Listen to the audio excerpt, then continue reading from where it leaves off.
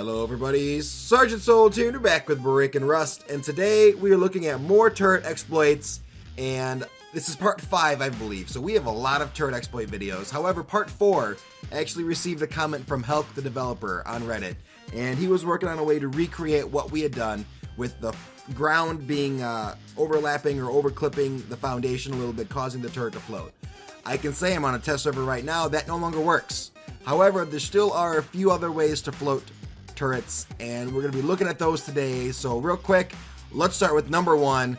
We're at a little 2x2 house, and what we're going to do is we're going to place a floor first, place a roof first, throw down a floor, put a turret inside, come on, and then remove the floor, and the turret floats.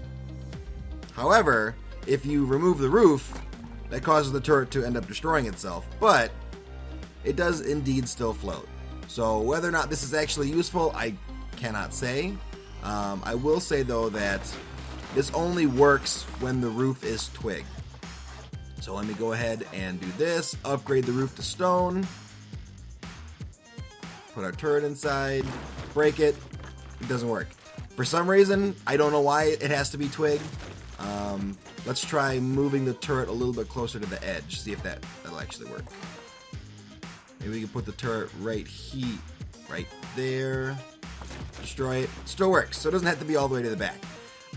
I don't know why it works this way. I have no clue. But if you build right next to it, it destroys the turret. So this is like the last thing that you want to end up doing in order to get it to float. Let's put that there. We'll see if we can throw up maybe a half wall. I think that might end up being too high. Well, I think the turret's in the way anyway. So anyway, yeah, but you can cause the turret to float that way. You can then replace the floor underneath. Sometimes it's not letting me do it this time. Well then, I guess if it was a little further back, it might let me do it. But that's one method. Another method over here, we have a foundation, and I'm going to place the turret here on the corner, like so. And then we could take our large external or a high external stone wall and just barely get it to clip through it. Like that. Now this is really tricky to get to work. But, first try, look at that. So we were able to get the turret to float because it's able to stick to the high external wall. How you would use this, I don't know. I mean, I'm sure everyone could find a way to make it work. I mean, you could put a wall like that and have the turret shoot out through the gap here. Wait. Turn on. See if we can rotate you maybe? Nope. Well, I guess it just depends on the placement. If you're able to place it correctly, it could technically shoot out of this gap. But, let me go. Nope. But the gap will also be close enough that they can't jump in. So there are a couple other ways to do this. Let me see here. Let me see if I can recreate it real quick. You could take foundation. Let's do it over here. Take this foundation here, throw it down like that. Put the turret.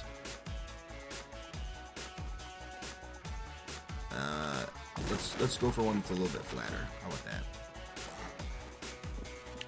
Put the turret right here. Like so. Come on. A little too far.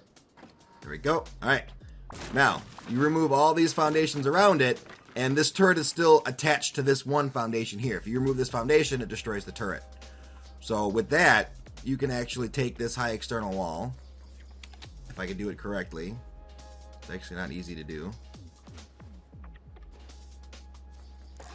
Is that going to be enough?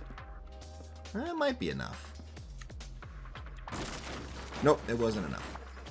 You can have it so that the turret is actually in between the two walls. It's just you got to dance around with the foundations to get it to be in the proper spot. That's really all there is to it. I'll try it one more time, see if I can get it to go. Surprisingly, it's somewhat difficult. But, you know, sometimes you got to do the difficult things to get it to to behave the way that you want it to when you're trying to find exploits and whatnot. So, alright, now, we can see the wall is going through the turret here. This should work. Should is the key word. And it didn't work. Ugh. This one's a really hard one. I welcome you guys to give it a try, but it's going to cause problems for you. So the very last one we have isn't technically floating. I guess it could be. We put 2 foundations together. Yep. Put the turret in between the 2. Like so. Oh. Too far forward. Like so. Remove the first foundation. Put a stair up. Move the back foundation. Come on. And now you have technically a floating turret because it's still attached to the original foundation's collider space. But if you were to actually try this with a normal foundation and stair, there we go. The turret doesn't actually attach to it. So, I don't know, if you guys feel like you want to make a little trap or something, or find a way to attach a turret to your foundation steps, this is a potential way to do it.